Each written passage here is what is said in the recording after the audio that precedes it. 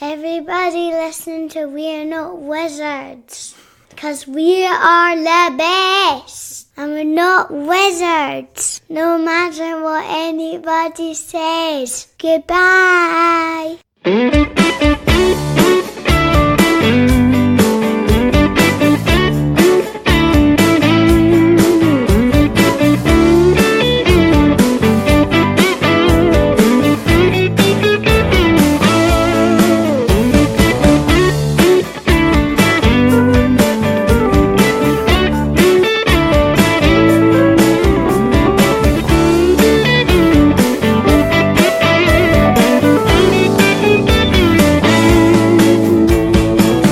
Hello and welcome to another episode of We're Not Wizards. My name's Richard. I'll be your host for May.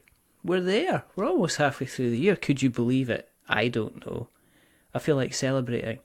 I don't know if I want to do something special, something magical, if I want to throw a party. Maybe throw a party. I don't know. If I'm going to throw a party, maybe I need a thrower. I maybe don't just need a thrower, I need a writer. Maybe I need Matt Thrower. I'm just rendered speechless by that, frankly. I was rendered kind of shocked as well, to be perfectly honest, because that was absolutely terrible. But, you know, we're going to run with it, and these people are just going to have to listen in. Hello, sir. How are you, Hello. First of all? I'm fine, thank you very much. And yourself? I'm good. Yeah, I'm an 8.6, I think, today, all things kind of considered. It's been one of those busy days at work where you kind of you either think you look up and it's 4 o'clock and you've got to stop and you feel like you've done nothing. Or today I looked up and I'd done tons and it was only 11:30. So it was kind of one of those glorious kind of moments in the kind of days. The reason that I asked you on the show is because you follow the kind of the well-renowned and kind of much honed craft of putting together words into thoughts and opinions, making them make sense and making them look fabulous. And you've been involved in kind of doing various things for various places in connection with the tabletop hobby, and I thought it was a good time maybe to have a chat. You know, I'm delighted to be here. It's interesting how we're crossing media here. I like to write, and you record podcasts, and between us, we have all the essential ingredients for board game coverage. Exactly. But we're not just here to have a friendly chat, Matt. The people demand to know how you got so far in your journey.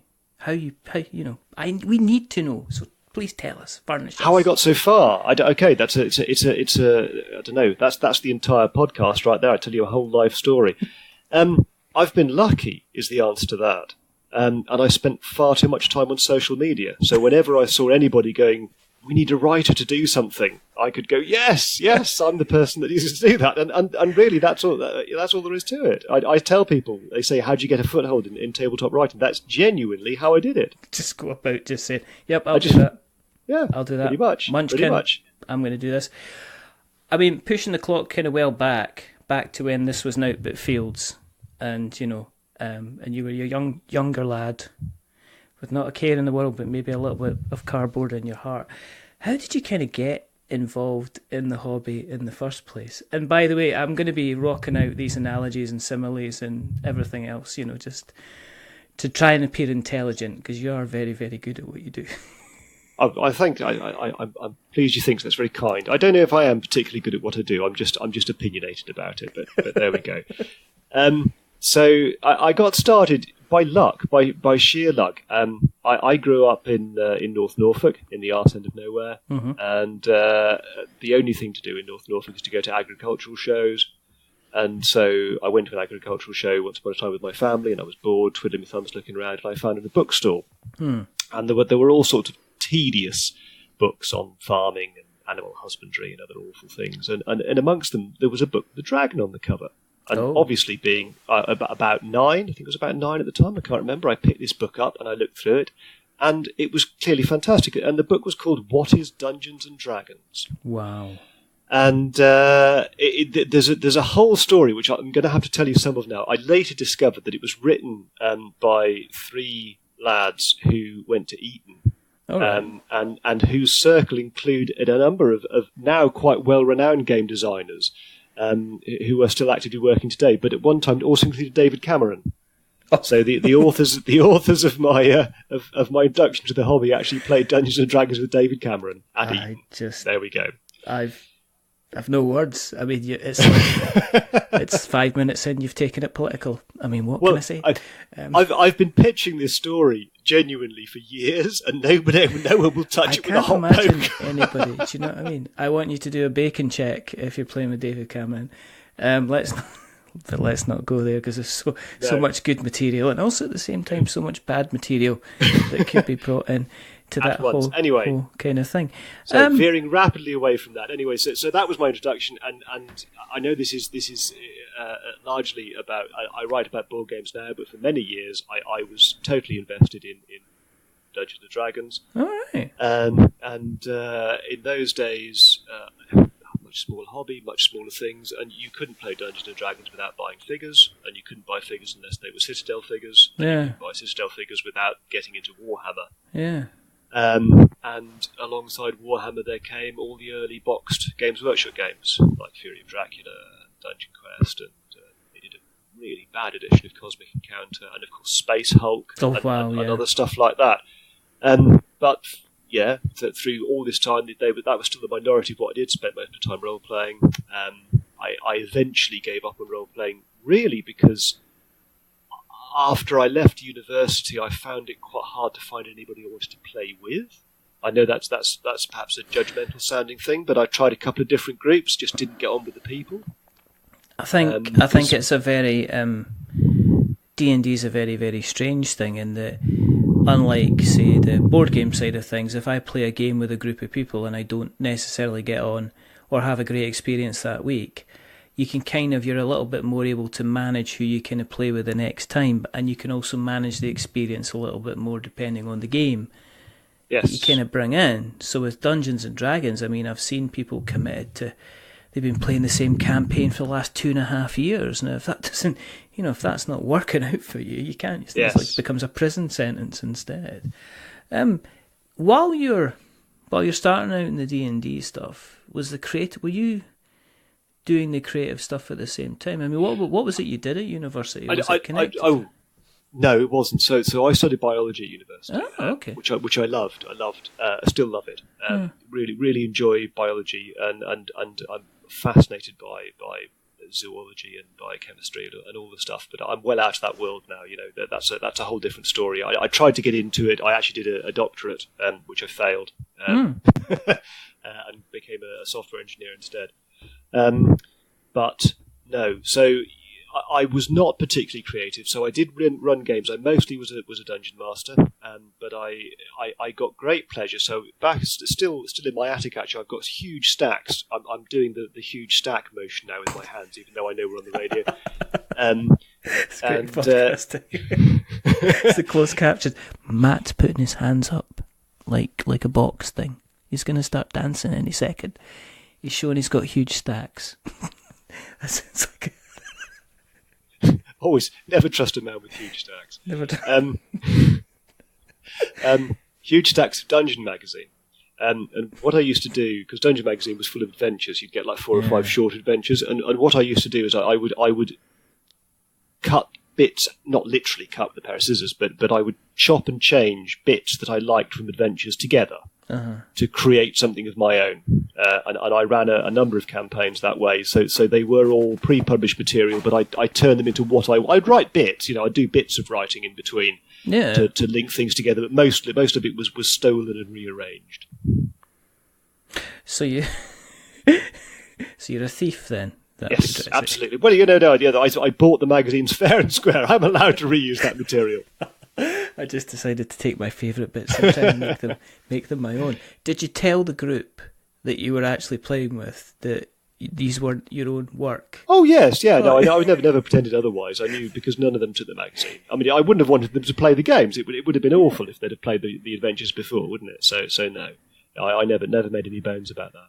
Well, you're quite inventive as a DM now. I mean, you said obviously you took parts of it. I take it there were still parts that you kind of wanted to make your own. And did you find you started to expand the amount of stuff that you were kind of bringing to the table, as opposed to relying on the source material side of things? Not a lot, if I'm honest. So the where I think I was a good dungeon master in a creative sense was ad-libbing on the fly. So obviously, anyone who's played Dungeons or anyone who's run a game, anyone who's played in the game may not know how much GMs have to do this, but you have to depart from what's written in front of you all the time. And whilst I was too lazy, frankly, to do enough prep work in advance to be that creative, but when you're there, and the adrenaline's flowing and you've had a beer, because you did, and you're just flying it by the seat of your pants, and it's great fun. Just making it running with what the players are giving you is good. It's a good feeling, and I think I pulled that off fairly well. You said you kind of walked away from D&D when you kind of left kind of university. So where did you kind of go? Did you go next? I went and became back to Warhammer. I became a proper as in tournament circuit. I was never won anything, mind you, but I pinned up armies and I took them on to tournaments and played in tournaments, and I had a good time for many years. Did you do the painting stuff as well? I mean, have you got a lovely collection of painted kind of stuff that's kind of looks absolutely stunning, or were you the type of person that just took this'll do, darken them up, shade them down, put some highlights on, bish bash bash? This is important. This is critical to where the story goes next. Actually, so I am not a great painter. Right. I'm an adequate painter. I'm not a terrible painter, but I am very slow. It takes me a long time to paint models up. So I never played any armies where you'd have this massive models, or orcs and Skaven and things like that. You've got loads of models. And I complained endlessly on various Warhammer forums about how bloody long it took me to paint even the small armies, the dwarves and the Empire and the vampire counts that I used to run. Yeah. I complained bitterly also about the rules. And it took me genuinely years of being on the tournament circuit, because I'm oblivious to most things that go on around me, that most people who play Warhammer don't play it for the game. They play it because they love painting the figures. And the fact that I actually didn't like painting the figures and just played it for the game, I was very much in a minority. And I was on a forum bitching about some rule loophole or other. And no less a person than Gav Thorpe, who was hardly ever he was the designer, turned up and said, if you're so bothered about rule game balance in the game, why are you playing miniature war games? Why don't you go and play board games instead? Wow. And I thought, this is Gav Thorpe. I have to take this seriously. This man knows what he's talking about. He's kind of gently tapping you on the shoulder and saying, "Yes, time to move on, Matt." It pretty much was. It's time to move on. Exactly, and that's what I did, and so I left that behind me and moved on to board games, and that's 15 years ago, maybe 15, 20 years ago, and I have been. It is right. It is the right thing for me. He was right. Thank you, Gav Thorpe. If you're listening to this, thank you for putting me on the right path. I'd love to think that he does, but I know he'd probably go, "What? I'm not having anything to do with a show that's not got wizards in it. Are you joking me?" It's kind of like 50% of our core set, No magic, no magic, no money, no Games Workshop. What are you expecting us to do? 15 years, a lot of people, they're talking about this is the kind of the golden age, and I'm wondering how long the golden age is going to be going on, because people keep saying this is the golden age. But back then, was it as easy to kind of get hold of kind of the kind of games? Were you stuck to kind of, because from what I know from a few people, you were able to get hold of certain games. There were some people that got stuff over from Germany and just mucked around and fussed about with the rules. But were you kind of sitting there with your Catans and stuff like that? Was there any particular games that you were kind of getting your hands on and playing when you first? What was the first one you got? When Gavin said, "Matt, go away." Okay, yeah. Run away, on you go. What was it you picked up? Okay, well, the first game I picked up was Carcassonne, in actual fact. Now, you've got to remember, I was not completely ignorant of the board gaming hobby. I actually already had a set of Settlers Catan. All right. And what I hadn't realised is how widespread it had become, because my window onto it was essentially just, the few boxes that you found in miniature gaming shops, which obviously Catan you did, and so I wasn't completely ignorant of it, but when I actually then went to look, it's like, wow, there's a much greater wealth of stuff out here, and I picked Carcassonne entirely because I'd heard it was quite easy to play, and I had this vision that all my friends and family would be, descending upon me to play these wonderful board games. So yeah, yeah, you shake your head. He's shaking his head. Yes, indeed. No, it didn't work out that way, but yes, no. I do remember that Carcassonne was the first game that I bought as somebody who decided they were going to focus on board games as part of their hobby. You still got the original copy that you had, the Carcassonne? I have. Yes, it's in. I told you it's in the bookcase in the dining room. My games are squirreled away all over this place. Yeah, so it's still out. It still does see play actually from time to time, because my kids don't enjoy it. They do like it. It's one of the few games. I've owned Carcassonne for like 15 years. As I've said, I'm still utterly garbage at it, and my 9-year-old can beat me. Is it kind of like? Was it? You mentioned the kids. Was it a special moment when you kind of first played Carcassonne with them? And I'm assuming that you made a big thing out of it. You went, right, okay, kids gather around, we're going to be doing something special. Because so my eldest child is 13 years old. There were already tons of games in the house when she became aware of them. I don't know what game I first played with her, because what I did make a point of is that obviously I had all these lovely boxes full of pretty bits and lovely miniatures and fine maps, and when she was very small, I can remember she would get them out and she would just play games of her own devising, imaginary games with the pieces. And I would play with her because it was lovely. One thing I remember, I posted a photo of this years old, and I'd completely forgotten about it. I had a war game called Fading Glory or Faded Glory, I think it was. I can't remember what it was. It was a game folio with several scenarios from the Napoleonic Wars. And my daughter, at the age of about 4, had this magazine, Angelina Ballerina, the dancing mouse. Oh yeah. And it had like a printed race game in it. She had no dice or counter, so she went to the nearest game she could find. And I came into this room and found her. She said, "Daddy, come and play this game with me." And so Wellington and Napoleon were racing around the track by the roll and move against a dancing mouse. And I sat there thinking, these poor blokes, these mighty military heroes be turning in their graves. Please just imagine them both standing there in a tutu. So you're not gileting properly. They should do what they want. Do you keep up with the hobby just now? I mean, in terms of so many games kind of coming out. No, I don't think it's possible. I don't think anyone can. I don't think Tom Basil could. It's crazy. So I did these stats a while ago. Was it last year? At Essen Fair alone, there were over 1,000 titles.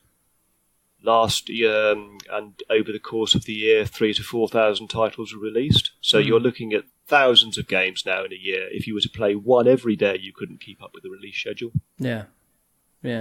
So no one can. Are you quite choosy then with what you kind of go ahead and kind of pick up? I mean, is there anything you've kind of got recently, you've went out and acquired recently for your collection that you're... No, I've actually become I've almost become the opposite. I just because I don't... you have to talk about it. As a reviewer, publishers do send me games. Yeah. And I've generally just stopped asking for them or stopped buying them because there are so many. So many. It just do your head in. So I just play what I'm sent. Yeah. When did the writing kind of kick off then? I mean, because we've kind of skipped around it and not actually kind of touched on how you decided, actually, I'm going to sit down and start to kind of put pen to paper or fingers to keyboards. Or, I mean, how did that? Okay, but this is So this is the meat of where I suppose it all goes on. So when my first had kids, obviously my gaming time was very restricted. My kids were terrible sleepers, really, really, really terrible sleepers, and it was a bit of a nightmare, to be honest. And to channel my desire to game, the only thing I could do, the only outlet I had really, was to write about it. So as somebody who was a veteran of just the internet generally, internet forums, and grown up with it, everybody uses it. I'd found Board Game Geek, and I started writing reviews, session reports, things like that on there. Mm-hmm. And I made a bit of a name for myself. People knew who I was, recognised my avatar and things like that, just through doing that. And I kept my hobby going by email mostly. That's where I partly started to get my taste for war games from, because there's a lot of play-by-email stuff. Hex and counter war games. And then after a while, and I don't, this was a very gradual process, I began to realise that my taste in games was not what the majority of people on that website, were into.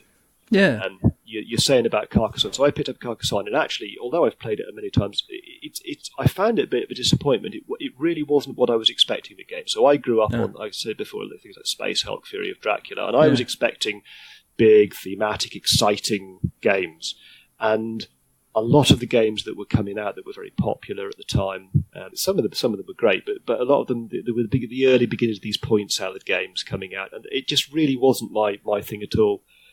And I wanted to big up the games I loved, and so via Board Game Geek, I got together with a bunch of like-minded people, and we launched a blog, which we called Fortress Ameritrash, originally, which eventually moved from Blogger into being its own site, and ran for many years, and it's now, you can find it under therewillbe.games. We've changed the branding. I don't want to waffle about this. There's a whole thing about this, the term Ameritrash, where that came from, because we essentially invented it for the site. Oh, right, okay.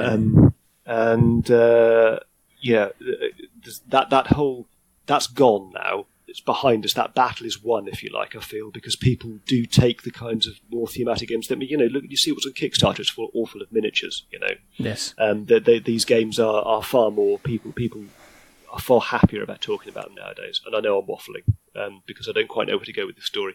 But to go back to the writing, I wrote just a blog for many years, and quite genuinely, I was on social media a lot, because I happen to be very fond of Twitter, and whenever I followed a bunch of video game editors. It started, the professional work that I did started with video games, because board games, you talk about the golden age of board gaming, board game adaptations are becoming more and more popular when the iPad came out. Yes. And editors wanted people to cover this stuff. And I got some of the gigs. And it is partly just being in the right place at the right time, and having, a body of work to draw on as well. I don't think my early writing is particularly good.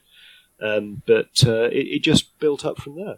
Because the thing with board game reviews, they're still going through their identity kind of thing. They're finding themselves. A lot of the board game reviews I read seem to follow a certain kind of formulaic thing. This is the game. This is how it plays. This is what I think. When you're looking at kind of like the writing, the video games seem to have kind of like opinion pieces. I'm starting to occasionally see opinion pieces coming out of board games, but they're really, really, really few and far between. And it's usually if somebody's just like, something's really, really kind of hack somebody off, that they're having a kind of a good rant. I mean, I take it when you're doing the kind of the mixture, the kind of like the video game stuff, and you're talking about the board game adaptations, did you do a lot of opinion pieces as well, or were you primarily kind of focusing on the kind of the reviews, the previews, the kind of the instructional stuff, the information side of things? No, absolutely. I never did the informational stuff except very early on, because I don't see the value in it. I've never seen the value in it. Even 10, 15 years ago, you could go on the internet and get a rule book for most games. Yeah. If I want to know how a game plays, I'll go and read the rule book. I don't want a review to tell me how a game plays.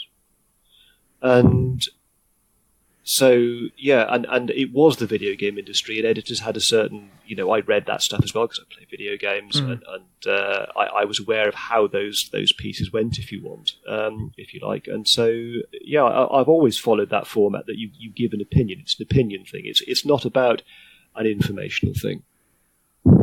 Yeah.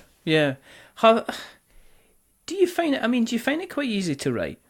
I mean, is somebody able to say to you, okay, could you give us 800 words on what you think about this, and you're just able to sit down and just... Or are you like anybody else that sometimes you just wake up and you're just like, well, you just leave me words alone, thank you, bye, kind of thing? Does it depend on kind of where your head's at and things like that? Some people are going to hate me for saying this, but generally I find it quite easy. The hardest thing to write, I always find, is the opening. We're on the radio again. Yeah, exactly. Not try to strangle back at all. Once I've got an introduction in my head, that's the hardest thing. Once I've got a way to start, so the opening paragraph is always the hardest. Once I've got a fixed point to start from, it just seems to fall into place. And the disadvantage with doing that is that sometimes you end up with a shapeless review, and that is a criticism I think people could make of mine, is that it just meanders, gets through the various points, and then just goes out with a whimper. And sometimes when I'm halfway through, it'll all fall together in my head, and I'll think, there's a real point to be made here. I can actually get a real story arc from a beginning, middle, and an end, and that's always my best stuff. I think the good thing about board games is that we seem to have shied away from point scoring. So there doesn't seem... I mean, there's ratings on Board Game Geek, kind of thing, but there's very, very few publications that when they're issuing a review will actually put a score at the end. And I hate video game scores. I think it's the worst thing ever. I myself, I write on occasion, and I'm not kind of vocal about this or tell many people, but I do write kind of video game reviews on a regular basis for a small, quiet site, and I just ask for random bad games that most people would give like a 5 or 6 out of 10. And I write about them because there's something fun about writing about kind of like games that are doing kind of in the middle of the road stuff, as opposed to games that are being absolutely fantastic and also games that are being kind of absolutely terrible. But there's something kind of really fun just to kind of not having the pressure of thinking I have to write a big huge story as to why I think Sekiro on the PlayStation 4 is the best of the Souls games that are kind of out there, kind of thing. And I think it's kind of like a fun... I write how I talk, which means that I can easily get 1,000 words because I just go bleh. But I also am conscious of, when you're writing, do you try and consciously look at kind of like an emotional experience in how a game affected you in a certain way? Or does it depend on the type of the game and what the game's trying to cover? Generally nowadays I always go for the emotional angle. This is something I started doing purposefully about a year ago. And I did it because there's lots of reasons why I did it. I did it because I was tired of the lack of subtlety in game reviews. And I don't mean that as a criticism, because there's a very valid line of thought that goes, a review shouldn't be subtle. Yeah, because you're there to actually tell people about your readers about a game, and you're actually there to give them an opinion and give them information, and subtlety has no place in that. And I absolutely have every understanding. I sympathise with that viewpoint completely. But most of what's written about board games is reviews. There's not a lot of wider features or opinion pieces and things like that. So there's not a lot of subtle writing, and I wanted to do something that was a bit more subtle, a bit more personal. Mm-hmm. And I've been thinking for most of the time that I've been writing, I have wondered about why do people read reviews? Because I was aware that when I read reviews, I would often I'd think, I might buy this game, I'll read 3 or 4 reviews of it, and I would read them. And after going through that process a few times, I realised that it didn't actually make a lot of difference as to whether I bought the game or not, generally. It was often just polishing an already made decision, if you like. I like the look of that game for whatever reason. It's validation. I see it. Validation. I see it again and again and again. You're completely right, because I will look at a review of a game and read 3 or 4 reviews, but I just want almost like my online friends tell me you're making the right decision here because you're about to drop 40 quid on something. And personally, there's a part of you screaming that if you spent 40 quid on something else, you'd be like, I'm not spending 40 quid on that. But on a board game, you're kind of saying, well, I read it here that they're saying they're having amazing fun with it, and they said it's the best version of this game, or it takes this genre in a new direction, and that's kind of justification for kind of me. Do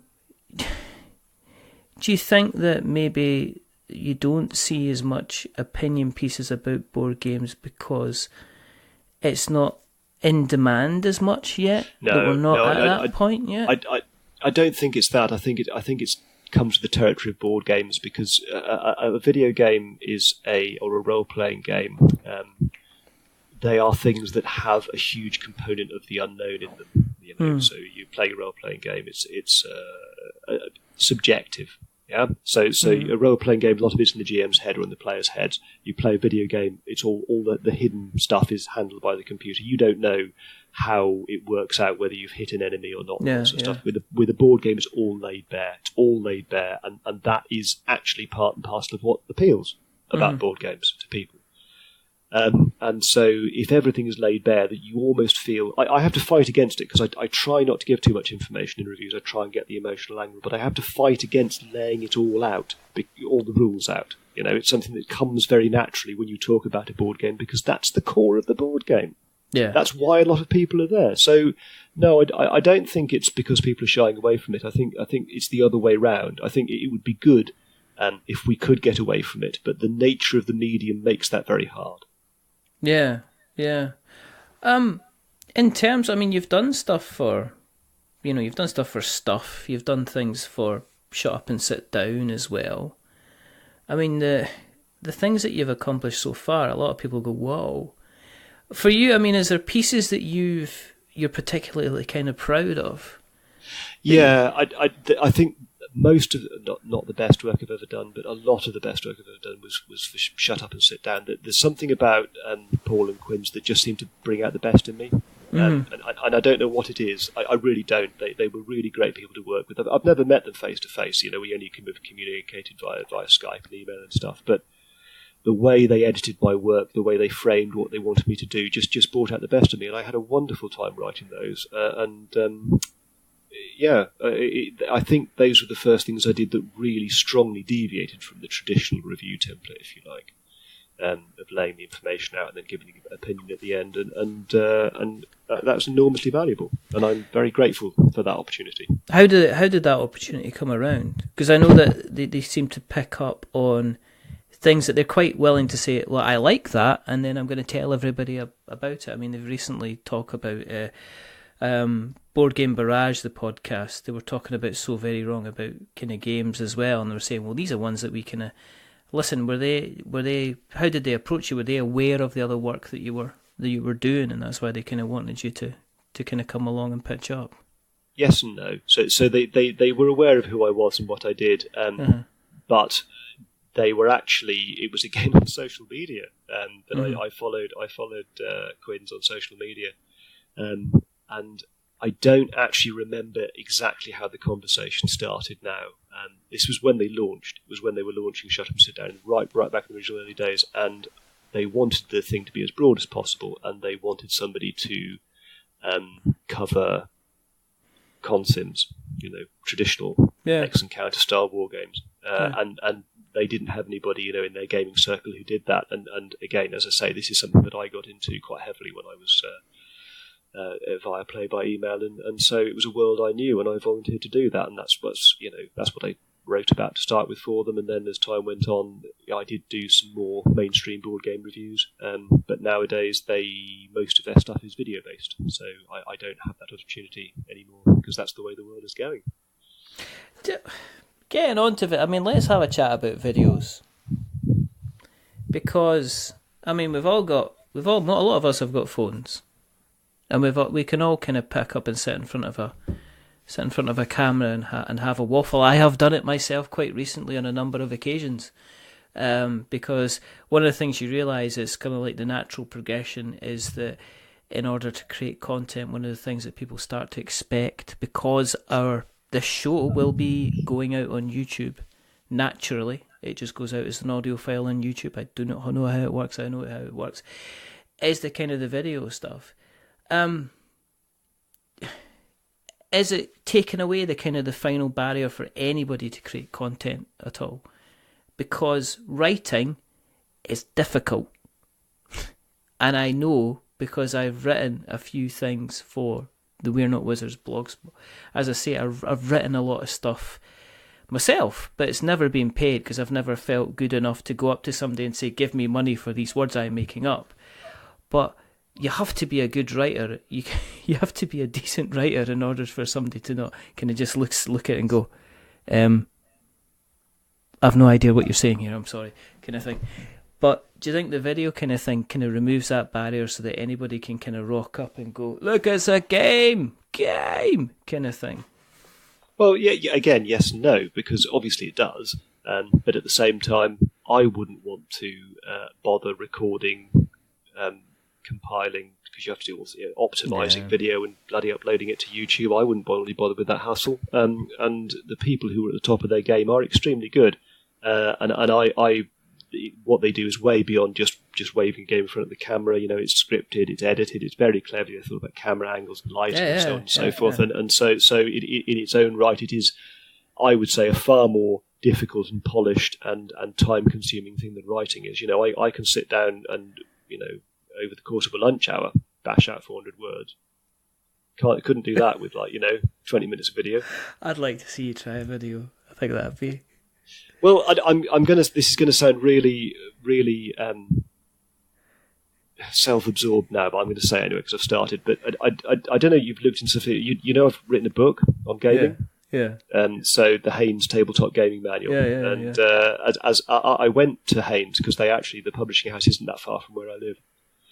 And because they wanted me to have all these boxes of games, they wanted to take photographs of them for the book. And at the end of that, they wanted me to do a promotional video, so I did, just like a short 5-minute thing. And it wasn't at all scripted. It was just a guy said just sit down and talk about games for 5 minutes. So I did. And afterwards, he said, "My God, you should be on YouTube." That was brilliant. And I just shrugged and said, "Yeah, whatever." And so maybe I should, but I don't. It wouldn't give me any pleasure. Writing gives me pleasure. And I don't have any interest in producing video. I don't have any interest in. I wouldn't know how to write a script. That's a different thing. You know, just doing it off the top of my head is a different thing. But then what you're saying is about just waving a box at a camera, and it might be garbage, unless you plan it to some degree. And I just enjoy words. I don't consume video content. Hardly ever do I watch any video content, because it just doesn't appeal to me.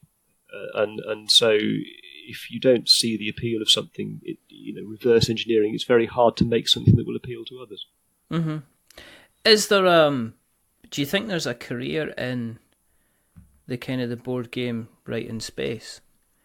Do you think that there's money there for people to say, I'm going to make money from this and pay my mortgage and stuff like that? No, absolutely not. I mean, the people on video gaming sites, good writers, top quality writers in the video gaming space, who even freelancers struggled. I know this from talking to them. Struggle to make enough to support family. Yeah, it's hard work, and the staff writers on video game sites make a pittance, and that's with the audience that video games have, the millions and millions of people that play video games. And so absolutely not. There's no way. It's something I've thought about a lot. I'd love to do it. I really would love to do it, but there's absolutely no way at all, even combining the two, that I could make enough money to support my family. So is it almost the case that as you're pushed into it being back to being a hobby, like it was at the the writing kind of stuff is an extra bonus that brings in, money towards a holiday, or money for this, or money when the kids' birthdays are coming up, as opposed to saying, it's covering the kind of the roof overhead. When I first started writing, my goal was to make enough money to pay for my hobby, because I felt guilty about spending money on myself. Because it's not a cheap hobby. No. I suppose more so than golf or something. I don't know, but it's not a cheap hobby. And so what I wanted to do was just cover my own expenses, if you like, and I've managed to do that. And anything that's left over is a bonus, really. Yeah, but over the years, the writing has become a hobby in itself. I do really enjoy it. It gives me enormous pleasure to write and be read and discuss that writing with people who read it. It's good. It's a creative process, and it's something I think a lot about how to do and how to do better, and I hope I've made some sort of contribution to the space. Would you go into a different kind of environment where the money was better, that you could transfer your skills across? What's right? Yeah. Or do you feel... I would do it, but we're going off top of it now. But this is a golden handshake thing to some degree, or golden handcuffs, and because I make quite a good living as an engineer, as a software engineer. Yeah. And I have thought about it. I did actually, the last time I was job hunting, I drafted up 2 versions of my CV, one for software and one for writing. Mm-hmm. And I did apply for some jobs, mostly in marketing, obviously as a copywriter, or a journalist. And I didn't get anywhere with those, but I would certainly do it if I could. But even commercial jobs in the marketing sector still don't pay as much as engineering does. So, I mean, what would the ideal job be for you then? I mean, would it be tabletop full time? I mean, have you got a book that you're wanting to write? I mean, are you looking at kind of putting together the next kind of Game of Thrones series? Or you kind of like, what if money was away from the table and it would just be you do whatever you want to do and you can just you'll take care of anything that you need. What is it you would like to do kind of creatively? I've never thought about it honestly because it's such a pipe dream. For years I've wanted to write a novel, but I think I'll be rubbish at it. Genuinely, I really do. No, genuinely. Because just because you can write doesn't mean you're good at characters and plot. Yeah. Just because you've got a good turn of phrase doesn't make you any good at actually constructing a narrative arc, if you like. So I think I could write a novel, it'd be garbage. I did have an idea a long time ago, which I still might do one of these days. I don't know. There's a game called Once Upon a Time. It's one of my favourite games. Yeah. By James Wallace. And it's a storytelling game, and you tell a story, and you have cards in your hand with keywords on them, and you have to work the keywords into your story as you go along. And the idea is to get rid of your cards. And I used to play that a lot at lunchtimes at work, and the stories that came out were just magnificent, absolutely wonderful. And it gave me the idea that I should record them and actually start writing a book of short stories based on board game sessions. Not that was just like that's where the idea came from, but there are so many games that generate a great narrative arc. Yeah. I thought you've given the raw material to work with. I could probably do something with that. Have you got anything in the pipeline at the moment? Obviously, you mentioned kind of like you did the Haynes Manual in the past. Have you got anything else that you're kind of working on quietly in the moment? I was very lucky. I haven't been that quiet about it to work with Owen Duffy. Who's the Guardians games correspondent. Yeah. He's currently in the process of putting together he's just called it the Board Game Book. Yes, he was on the show a little while ago. Okay. I didn't realise he was on the show, so you know Owen then, fine.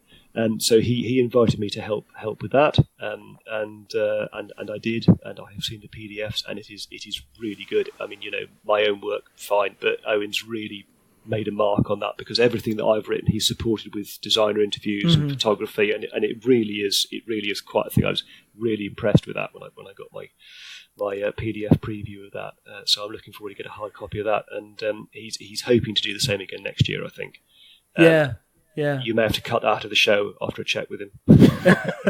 No, I think when he came on, I think he said it all depends. Well, when he was on the show, I think the Kickstarter was just about finished, so I think at this time he was kind of like saying, well, if it does go well, I would like to try and turn this into kind of almost like a kind of an annual thing. And yes. I think, strangely enough, I think it's a kind of a nice thing to have, seeing as kind of like to me it kind of goes hand in hand, seeing as board games are so completely tactile.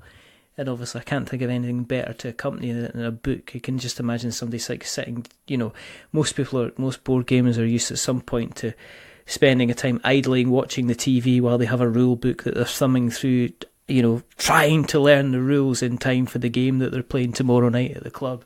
And I can just imagine instead sitting down with a cup of tea and just kind of going through the games and saying, oh, I've played that, I've not played that, oh, I need that, I need to check eBay now to see if I can get a copy of that kind of thing.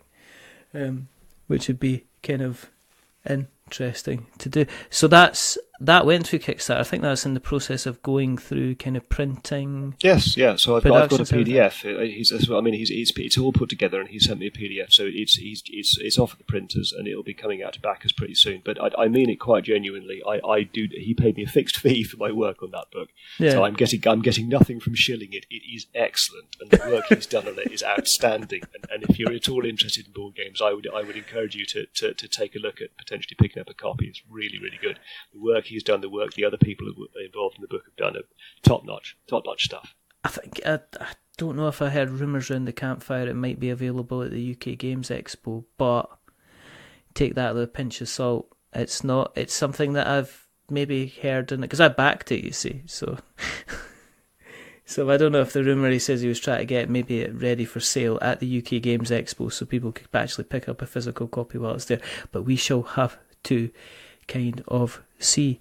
As I say, in terms of obviously you've mentioned you're involved in that. Is there a project you'd like to do, as in that you'd see? And if something, as I say, you've mentioned that. Is there anything that you'd be like you kind of recently are seeing that you'd like to kind of get involved in that's kind of going about just now? I don't know.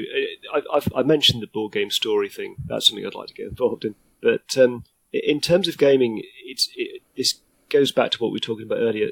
Things have become so fragmentary now that I find it very hard to get any kind of bigger picture as to what's going on. To pick up a thing and run with it.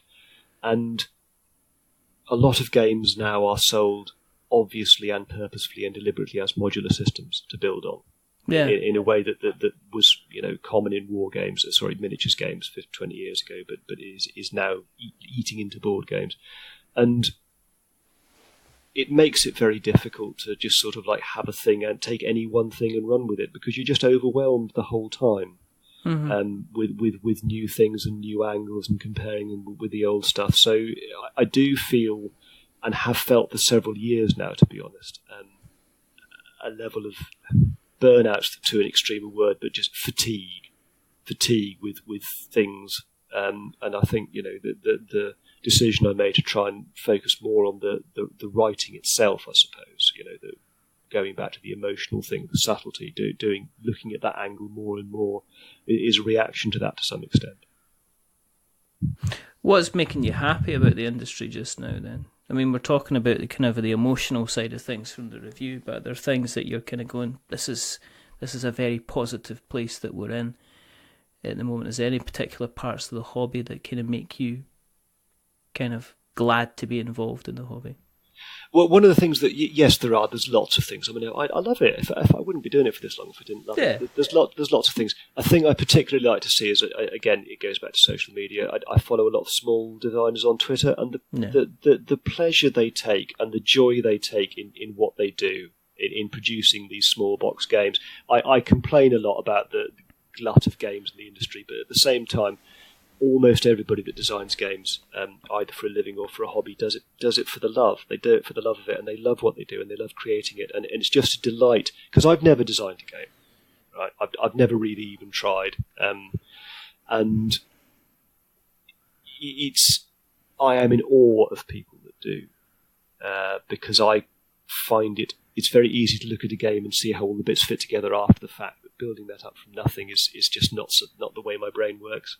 And I'm in awe of people that can do that, and I love the enthusiasm that people still have for the hobby, and I love the way that that's spreading now as these things become a little bit more mainstream, a little bit more worldly aware, if you like. Yeah, it's great. It is a great time to be in the hobby, in spite of the fatigue of just the sheer number of titles. I'm worried that my only concern about the hobby at the moment is big money kind of moving in and putting a stranglehold, that some of these guys end up going, it's not worth it, me trying to start in the same place because I'm never ever going to get my game made or get my game produced, which is one that we end up in this whole thing where you get thousands of games coming out and then there's not enough space for everybody to be able to sell their copies. So we end up kind of pulling back, and it's only the guys with the big, huge marketing budgets that kind of get their name and get their game kind of out there, which is always a kind of a danger. And as I say, with the ability for somebody just to go to the printers and kind of, make a copy of a game and make it kind of exist and come into existence. I just hope we're still holding on to that there's still that space that people can still produce kind of games and get them out there in front of an audience and kind of spread that joy. It would be. I hope you are right, but this is one of the many dangers of the situation that we are in now, and I think that's most clearly amplified by Kickstarter, because Kickstarter, no fault of Kickstarter's, started out as a platform to do exactly what you are describing for enthusiasts, small enthusiasts, to get their product out there and get them noticed and get them funded. And that was brilliant for a couple of years until some bright spark in some big company realised it was also a way that they could do risk-free production runs. Yes. And now they totally dominate that space, and it's not what that space was intended for, and that's very, very sad. Yes, I had a little rant on Twitter recently about that. And I'm not going to go there because I don't want to end on a kind of a negative.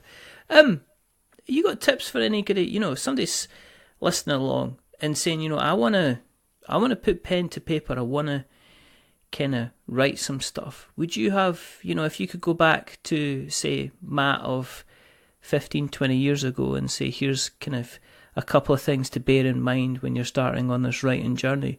I mean, would there be any tips you would give to anybody who's kind of looking at a blank screen? They've logged into, fabulouslybored.blogspot.com and they're about to write their first kind of review or preview or something like that. Would there be any kind of advice you would give to somebody?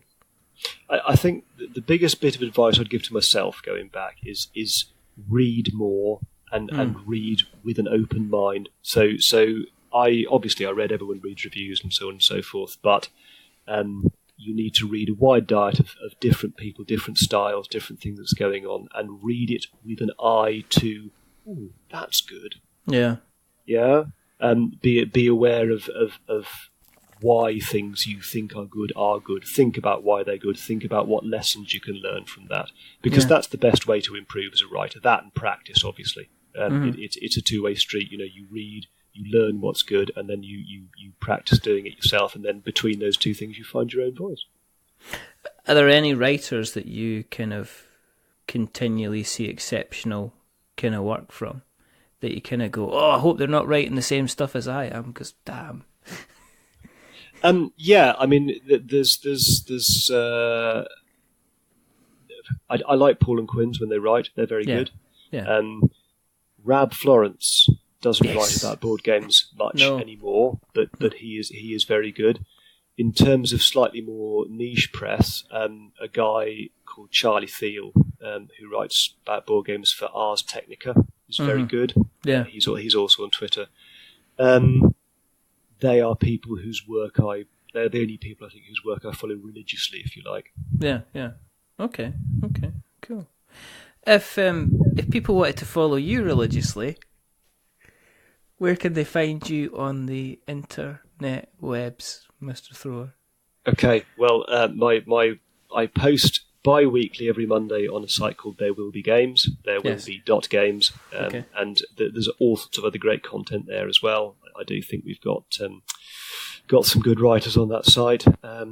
On Twitter, I am. This is very hard to say. I'm MATTTHR, Matt Thra. So at Matt Thra. I just don't have a very internet friendly name because it's two T's plus a T. Yeah, it's a triple so T. I may as well make a feature of it. Triple threat. Better make a feature of it. So at Matt Thra, MATTTHR, and if you want to see my commercial writing at the moment, I work a lot with a site called Pocket Gamer, a site called Pocket Tactics. I've heard definitely of Pocket Gamer. Yeah. I know a couple of people who used to write for them actually a long time ago. Okay. Yes. Excellent. Well, what I'll do is I will make sure that all those links go in the show notes so that we've got notes to show. If you want to keep an eye on what we're up to, you know where to find us. Come on. Of course. It's 270 odd episodes now. It's ridiculous if I have to keep reminding you where you can find us. But you can find us on Twitter and Facebook and Instagram, and you can find us on our blog, which is we'renotwizards.blogspot.com, and our website, which is we'renotwizards.com. You can find us in kind of all those podcast catchers as well, the ones that have got pod in them, the ones that have got cast in them, and like Spotify that have neither in them. But you can find us on Spotify anyway, because it's fabulous. We're on YouTube because all of our episodes automatically go on YouTube, and occasionally we put out very bad videos, because I like putting out very bad videos. And you'll see why, because I've definitely got a face for podcasting. If you like what you've listened to tonight, there's a couple of things you can do. Tell someone else. Matt he's been a fantastic guest. And if you like what you've listened to, say, oi, that Matt Thrower, he was on that We're Not Wizards place. Go and listen to him, and then, tell somebody else. The other thing you can do is you can go to Apple Podcasts and you can drop us a subscription. Or you can go one further, you can drop us a rating or a review. If you are going to be giving us a rating or a review, don't give us 10 stars, because it makes me big-headed. But don't give us 1 star, because it makes me cry. And I am a very ugly crier indeed. Give us 5 stars, because it's in the middle and it's a little bit average. But the person who's not been average is rather wonderful, rather fantastic, Mr. Matt Thrower. Thank you very much for coming on. Thank you for your time. Interviews are a two-way street. Don't do yourself down. Thank you very, very much. There are only 2 more things to do. The first thing is to remember that we are many things, but we're not wizards. Are we wizards, Matt? I'm going to disagree with you. We're game wizards. We're word wizards. Magic is in your head. No way. Just. And the second thing is to say... I've ruined it now. The second thing is to say, you're a very brave man, saying that to the person that's going to be editing the sound file. But, and the second thing is to say goodbye. So it's a goodbye from the kind of the last minute disappointment that is Matt Thrower. Say goodbye, Matt. Goodbye. And it's a goodbye from me. Remember, stay safe, roll 6s, make something awful, and until the next time, goodbye. Go on then, say goodbye. Go on. Goodbye. Goodbye Thanks. then. Goodbye, Matt. Thanks, Bye. that. Brilliant.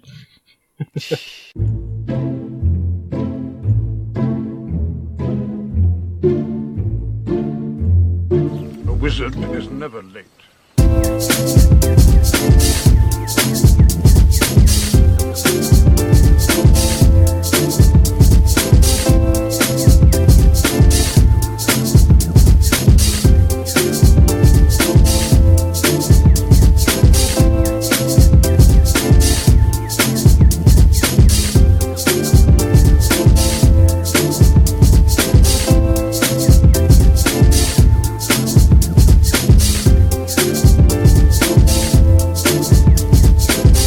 Nor is he early.